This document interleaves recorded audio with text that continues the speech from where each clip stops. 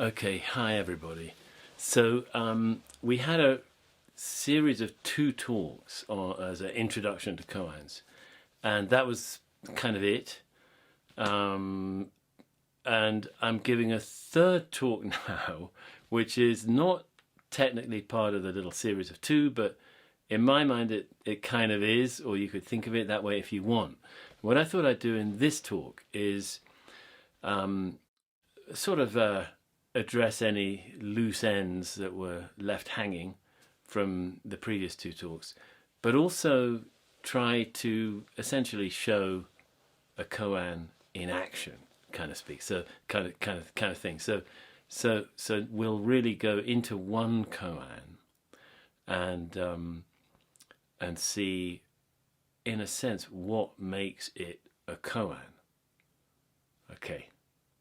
So here's the koan. It's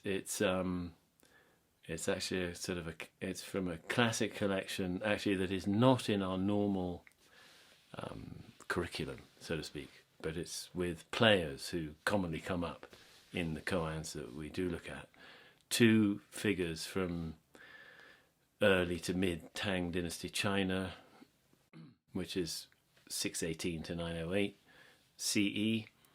In other words, the second half of the first millennium CE, which is still considered the time of the sort of first real flourishing of Zen.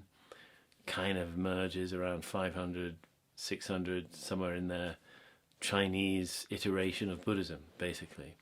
But, you know, of course, the tradition claims that it goes straight back, right back to Shakyamuni Buddha, and that it's Shakyamuni Buddha's awakened mind and heart are what Zen has transmitted person to person rather than through scriptures. So actually it may sound like a sort of odd claim in a certain sense, because what are koans if not a form of documentation? You know, they're written down and they're shared, and they function in a sense rather like scripture, although they're not considered holy or sacred or anything.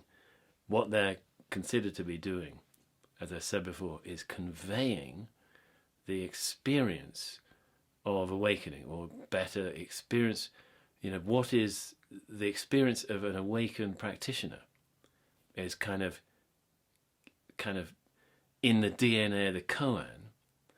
And because we're humans too, when we interact with that, it affects our mental, cognitive, psychological programming, and we too can kind of reconfigure. Programming can reconfigure in the same way that the koan's protagonists sort of imbued the koan with their awakened mind and heart, if you see what I mean, something like that. So with that being said, the claim of Zen that it's this special tradition of Buddhism, of the awakened heart mind of Shakyamuni, passed on person to person outside scripture, kind of makes sense. I mean, you can at least understand the logic of it, granted that koans are not scripture. They are instead these little weird devices, capsules that contain the vital ingredient that will awaken us, because we're made of the same human mind, heart, body, as all those enlightened practitioners. Our experience, essentially, is exactly the same. Of course, there's cultural filters and all of that, and psychological variation, of course, but fundamentally, actually, it's the same. So, having said that, you can then, in a sense, sort of understand why, from the Zen perspective, even though historically we could say Zen seems to emerge in around 5th, 6th, 7th, 8th centuries in China, actually, from Zen's own perspective, it starts with Shakyamuni Buddha, although perhaps it also starts even before him. But anyway, that there, on a certain level, it does make sense to say it starts then, rather than about 800 years later in China. If you see what I mean, because Shakyamuni Buddha's awakening was 4th century BCE. And so then you jump to 6th century CE. See, there's a chunk of time in there. But actually, from the awakened perspective, maybe there isn't. And maybe it's just a direct conveying of the one reality that has no time, no space, and is exactly time and space and everything in them. Okay, so I'm sure that sounds really bafflement upon bafflement, but hopefully we can tease it out a bit. So here's an example. These two masters in this koan, one is the teacher of the other, one has been the conveyor to the other. But at this point in their sort of dialogic relationship, or maybe teacher-student relationship, the so-called student is very clear already, beautifully. And it's probably when his master is close to death. The master is Hyakujo, who we've come across before. He's a very important figure in the history of Zen.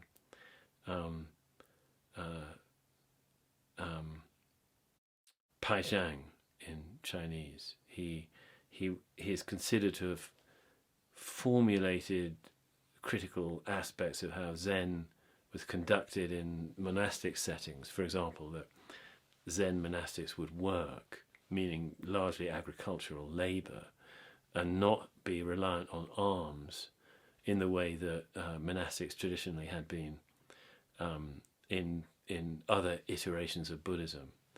There's a famous story that when he was a very old man, he was still going out to work in the fields, and they were concerned about him overexerting himself at his great age and hid his tools. And so he when he couldn't, he sort of twigged that there was a reason he couldn't find his tools. Somebody had put them away somewhere, and he refused to eat.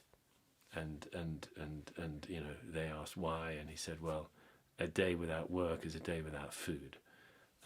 So thereafter, or at least according to the story, Zen has been, even when it's monastic, has had half a foot in more of a lay kind of life, in that the monastics were workers.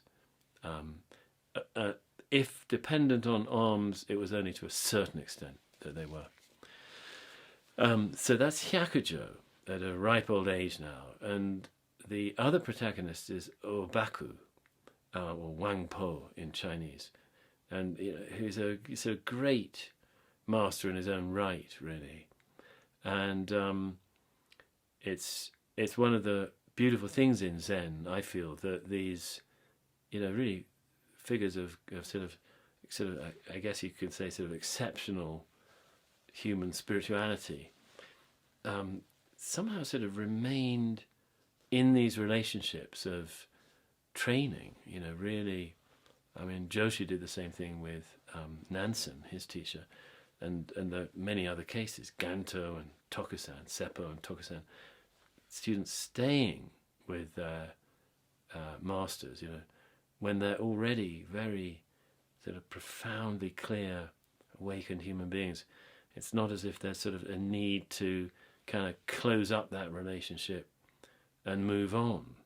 You know, I mean, that may come, but even when it does, the relationship actually isn't closed down at all. It's just more like sort of joining a world of greater awakening. So why would one have to sort of say, "Oh, well, I'm done with this"? No, it's sort of it's not like that. It's more like joining, just joining the great wide open field of awakenedness. Anyway, Huangpo Ōbaku at this point is a very sort of significant master already, and he asks Hyakujo, how can you show people the most important teaching that has been handed down? Okay, the most important teaching that has been handed down, this is a reference to the notion of lineage, that Shakyamuni Buddha sort of passed on this awakened reality, so to speak, or the experience thereof, to Kashyapa. Kashyapa passed it on to Ananda, and so on, all the way through 28 Indian ancestors, the last of whom was Bodhidharma, who travelled to China, and then Bodhidharma passed it on to Weka, who passed it on to Sengtsan, and so on through the various Chinese ancestors, and all the way to Hyakujo himself, who's now passing it on to Ōbaku. So how can you show people the most important teaching that has been handed down? Hyakujo remains seated at his place. That's his response. So again, how can you show people the most important teaching that has been handed down? Hyakujo remains seated at his place.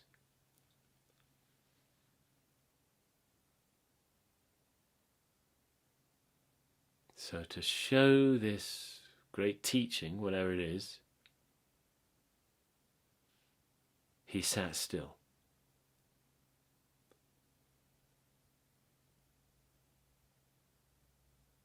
He didn't say a word. He just sat.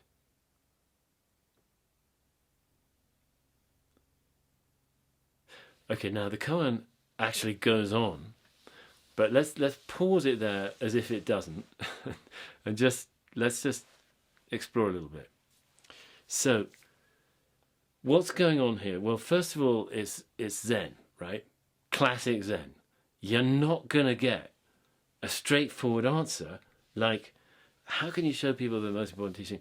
Well, okay, what I like to do is offer a training in the Satipatthana Sutra so people get grounded in mindfulness and they know about the full foundation. Yeah, you're not going to get that. Okay, it's Zen.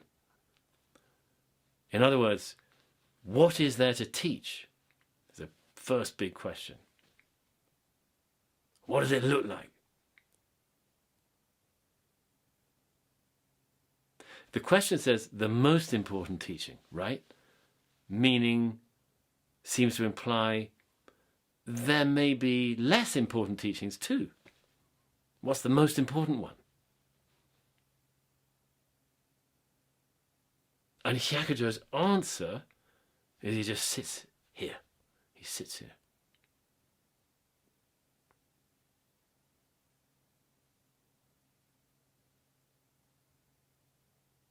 Why is this the answer?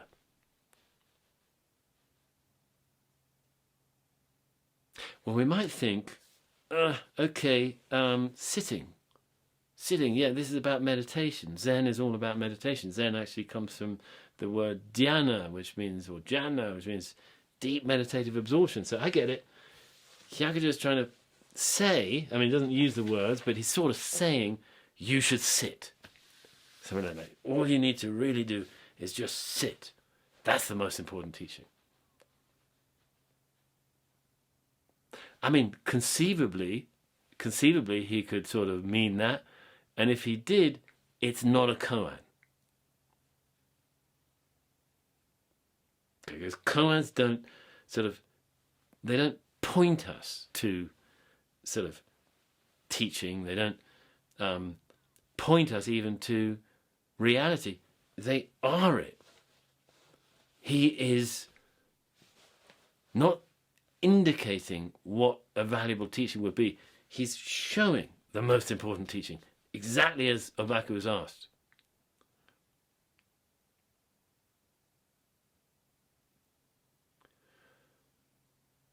Well, wait a minute, what is it? He's given us nothing. Yes, he has. He's just sitting, giving everything. This is it. It would be true to say that there isn't a most important teaching, because there's only one, really. You could say there's one teaching. But actually, that's wrong, because there's one. If there's one,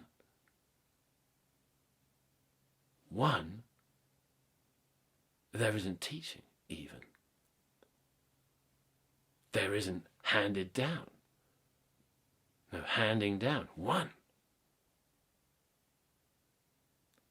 Maybe in a sense you could say there's a path to finding this, a method for finding this one that has been handed down. Okay. Sort of, maybe so. Maybe so. But that path is swallowed up by the one.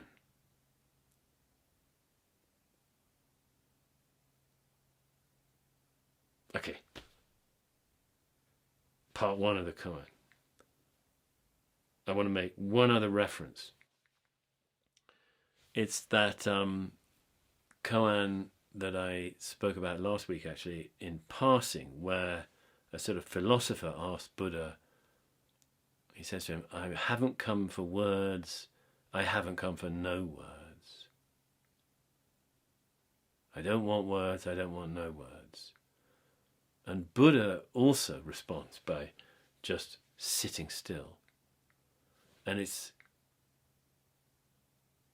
just what this guy needs. Somehow Shakyamuni can perhaps sense it already.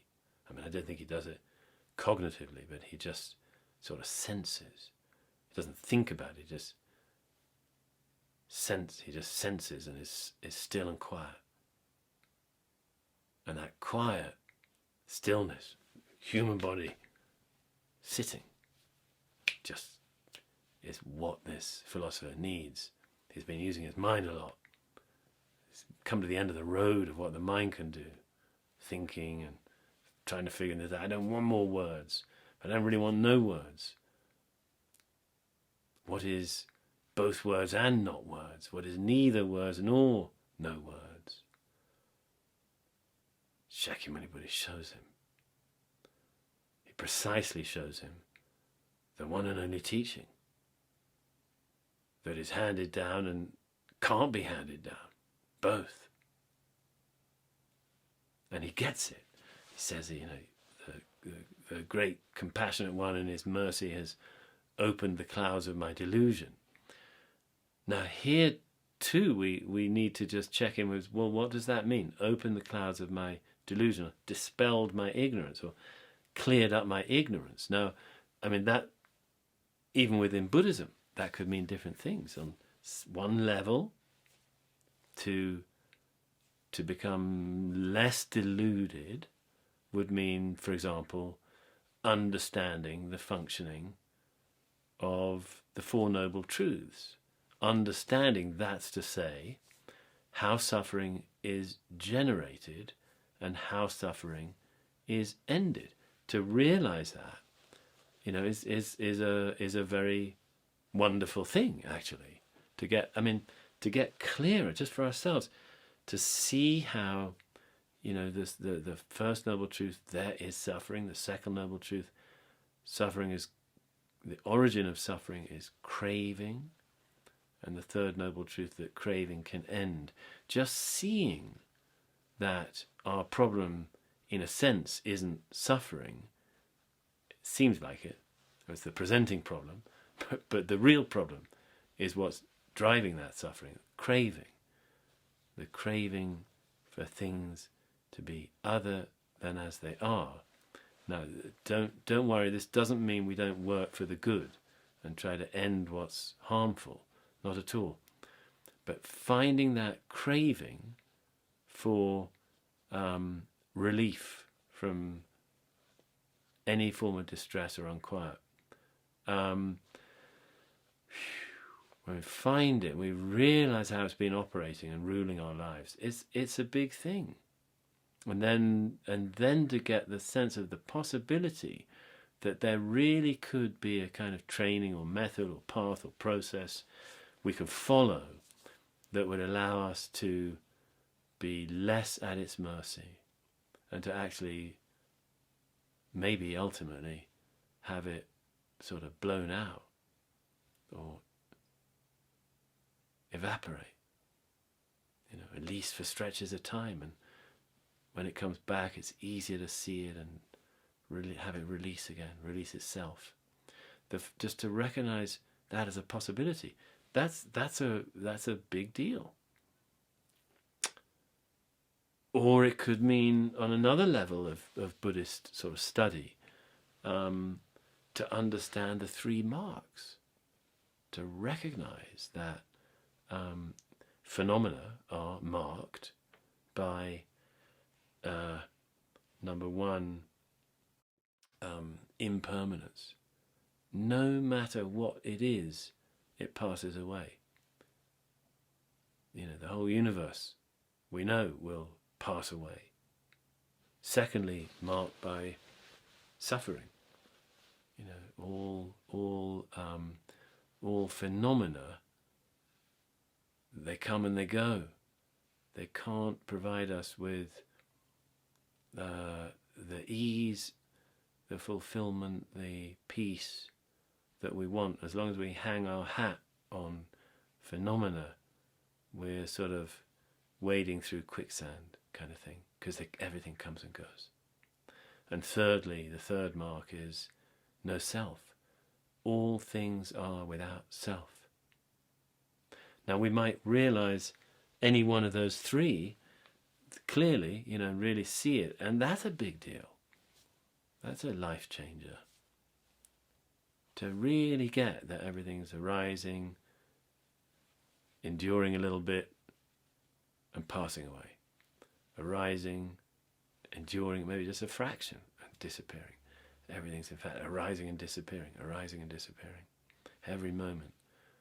And we can come to see this actually in practice, and it's very it's very beautiful. In deep samadhi absorption, we can start to see that.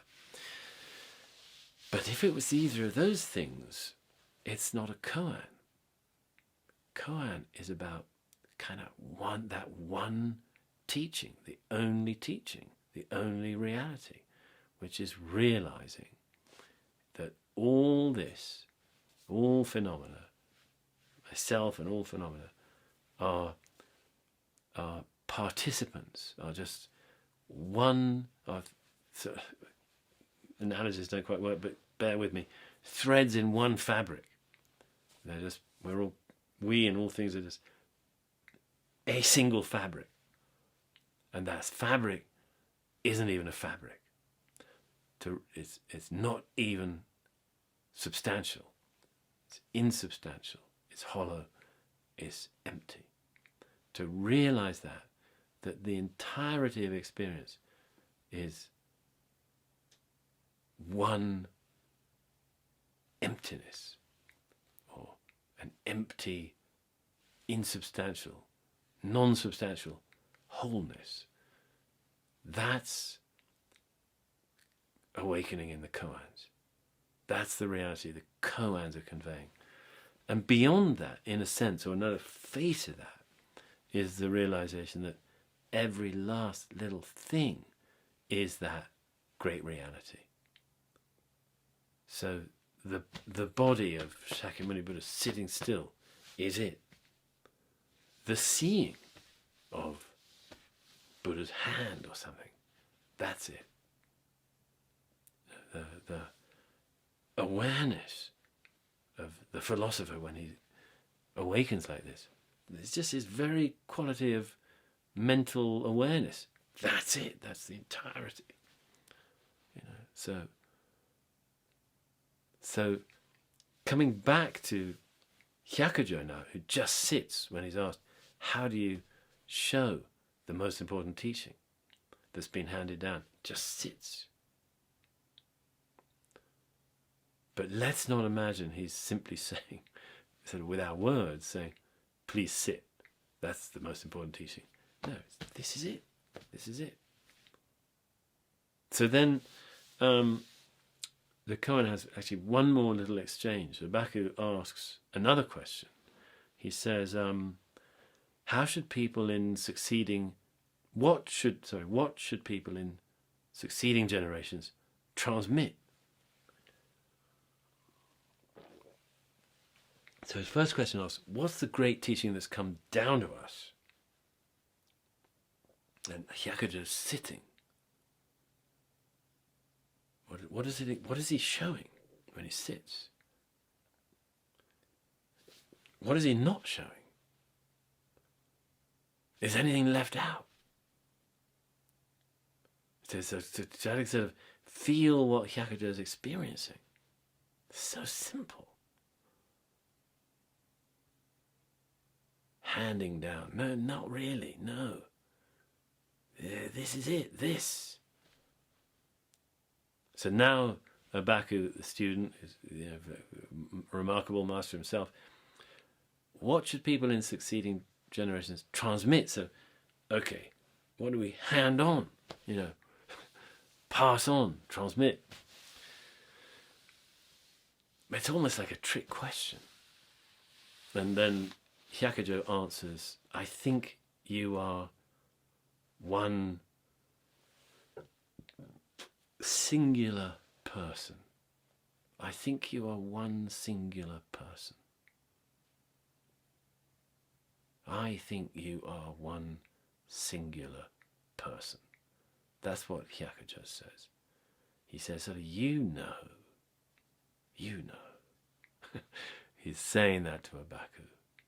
I think you're one singular person. This very human body, this very human person is it.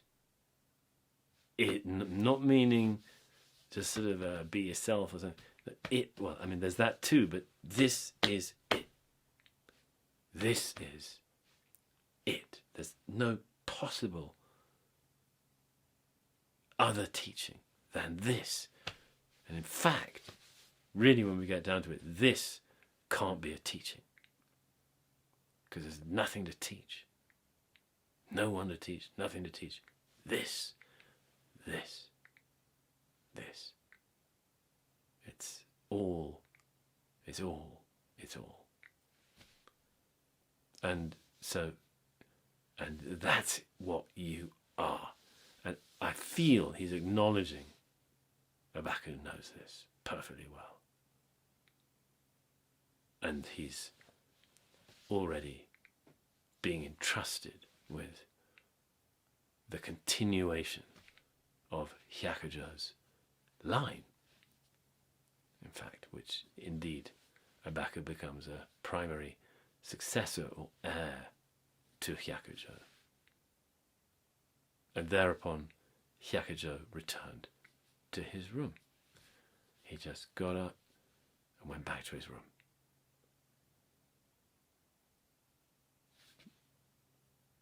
Nothing more needed. It's all done. Okay, now, what I don't know is how much I'm, how much I'm conveying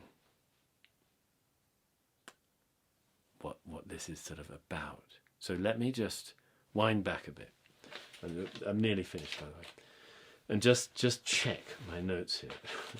Because I want to, the idea of these talks wasn't to leave you more confused. It's not necessarily that I can really sort of clear it all up, so you really get get these koans. That can take a bit of time. But if you can at least have some sense of the kind of way they're operating, that they're not actually appealing to your mind, they're not appealing to your understanding, they're not appealing even to your knowing, they're actually inviting us to release our understanding, to release our knowing, so that we can find kind of already here in our experience exactly what Hyakujo is experiencing and what Ōbaku is experiencing. It's very simple, actually. It's just not simple if we're trying to figure it out. We just release the figuring out. You know, take the koan into your heart, into your mind. Hyakujo remained seated at his place. Or just Hyakujo remained seated. That's all you need in this koan. What's the teaching handed down? Hyakujo remained seated. Just that.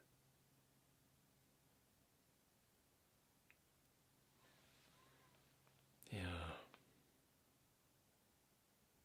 So we don't go into trying to figure it out. We just rest right here. Koans are resolved here in the very heart of your experience, in your actual experience, not in your thinking, in the actual heart of your experience. Suddenly they may just show you what it is in a way you haven't seen before. That's their agency, that's their potency, that's their catalysm, catalyzing force that they have. Okay, now let's just see.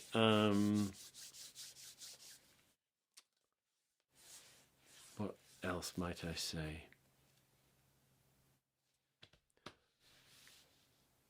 Yeah, the last. I'm just going to leave us on this note. Don't think you've got to sort of measure up. Don't think you've got to get something. Oh no, this thing Henry's talking about, shift, seeing things differently. Why haven't I got that? I don't get that. No, none of that. Because actually, what we always learn from koans is that it's sort of in a way not denying all the troubles and oppression and cruelty in the world and deep suffering of many kinds of human suffering, animal suffering. Not denying that, but you're okay. You're already worthy. You're already perfect, actually, as you are, just as you are. It's a wonder that you're here having this experience. This is what koans show us.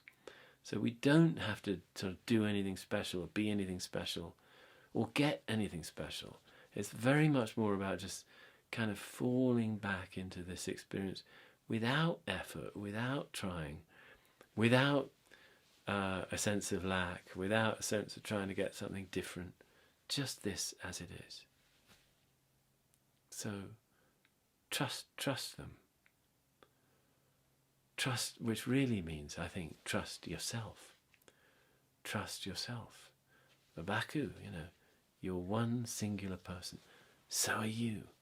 One singular person. Singular. One single fact. You are that. And you don't have to strive. It's already you. Enjoy, relax, rest. Let your practice show you what you need to do. Your way, your way. Okay, thank you very much. Happy Cinco de Mayo.